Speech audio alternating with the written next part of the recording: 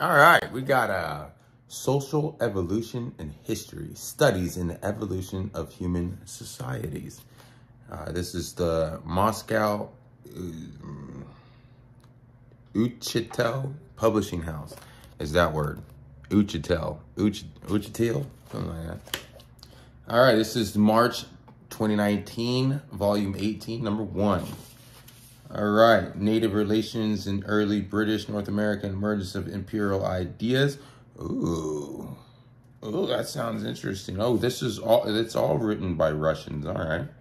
The reason I say that, I'm not trying to be racist or anything. I'm just Galab V. Alexandrov. Sandrov. That's the second one is Eor V. Reimar, right? The precision of, I don't even know, of Great Terror and Dissolution of the Communist Party of Poland. From 1936 to 38. That actually sounds really interesting. That if I knew what Simulacra was.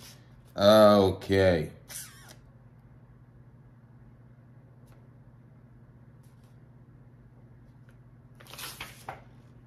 All right. Yeah. Oh, we got some Chinese people. Wang Zhihua and Shen Zhengyong.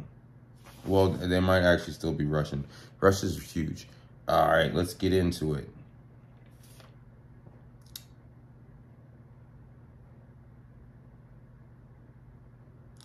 Let's just go to, the first one. It makes the most sense to me. Native Relations in Early British, North America and Emergence of the Imperial Ideas. I like the Imperial Ideas. So let's do here, 27. All right, Galeb V. Alexandrov, Institute for U.S. and Canada Studies, Russian Academy of Sciences, International Center of Anthropology, National Research University Higher Schools of Economics, Moscow. All right, that was a mouthful, wasn't it? Abstract. The article deals with the early evolution of concepts crucial for the development of the British imperial mythology. The author focuses on the emergence of the agricultural argument for appropriating native lands and on the changing perspectives of civility. While the origins of the agricultural argument in the works of early colonial propagandists are obvious, the author argues that those early ideas were not defined enough to serve the purposes of the colonial expansion, and the shift towards a more practical interpretation happened in the context of native colonial relations. The concept of civility took on new meaning in the colonies, much more similar to the later imperial idea. The author emphasizes the impact of the colonial experience on this ideological evolution. Woo! So I'm having a feeling that this is a technical book, right? There's gonna be a lot of smart stuff. So it's gonna be more reading above 4th grade reading level, right? Newspapers are in about 4th grade. I would say this is probably college level. Okay. Imperial history, as a part of British history, has seen something of a renaissance in recent decades. The new imperial history has introduced the concepts of race, gender, and class into imperial studies. But more traditional political, economic, and cultural histories are still being written. There was, of course, some criticism directed towards the new approaches, most of it summarized in an essay by Richard Price. But while they may lack somewhat in traditional historicism, those new questions have certainly broadened the scope of our understanding of empire in general and of the British Empire in particular. Some proponents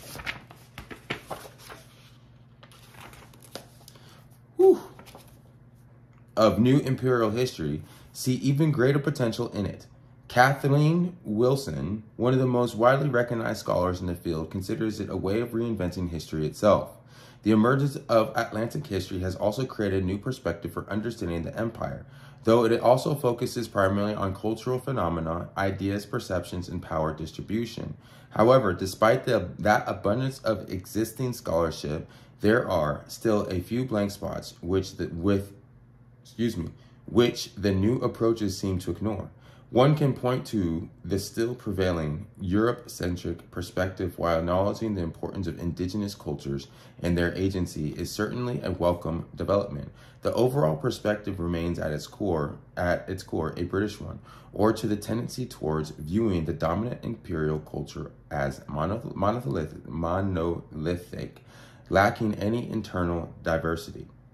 While many aspects of imperial politics, ideas, and cultural throughout its history have been thoroughly explored, the new imperial history so far did not produce a general historical perspective of its subject. An emphasis on separate narratives, widespread both chronologically and geographically, leaves the issues of development and evolution completely out of frame of research.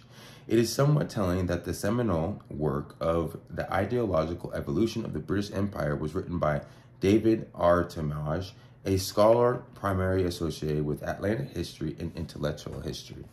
Reading the new imperial history, it might also seem that the British Empire sprang to existence fully formed in the mid-18th century. Sounds like there's something in here.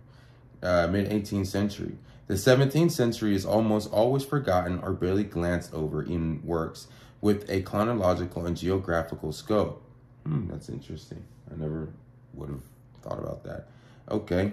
The same can be said about the North American colonies. That's very true. The colonies which form the core of the United States are almost forgotten.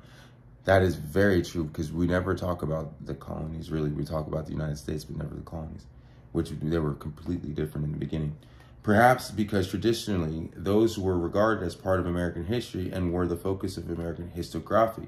The 17th century North American colonies existed on the periphery of British colonial expansion and still exist on the periphery of imperial history.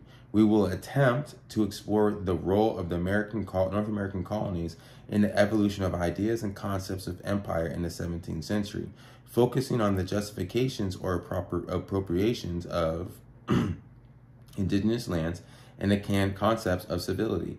Both ideas had a long history stretching in case civility all the way to the earliest foundations of Western civilization, but over time they have changed and evolved. And the ideas which form the ideological foundations of British expansionism were different from earlier understandings of the same concepts.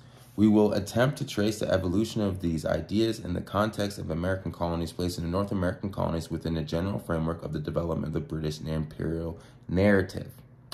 Woo! The evolution of both concepts in question was closely connected with the native colonial relations. It was the contact with the Native Americans that forced the colonists to re-examine the existing ideas and necessity of establishing relationships with the natives was the driving force behind the ideological developments. All right, if you want more, that was it? Oh no, that was the introduction of what he's actually going to be talking about. So then for the next 20 pages or something, he goes into what he was talking about. But it's pretty interesting. There you go. It's really interesting because it's not a perspective written by an American, right? So it has a biased take, but it's a biased take that's not American bias, so which is cool. Again, boom, social evolution and history. It's a little bit of a doozy. That was a whole bunch of words. I probably could have just summed that up in maybe about 3 sentences, right? But instead of like 7 minutes of reading. That's what I meant. It's going to be very long-winded. So a lot of it could be broken down into half as much, right? Because it seems like he's writing for the amount of words he's trying to get, opposed to just saying it really easy.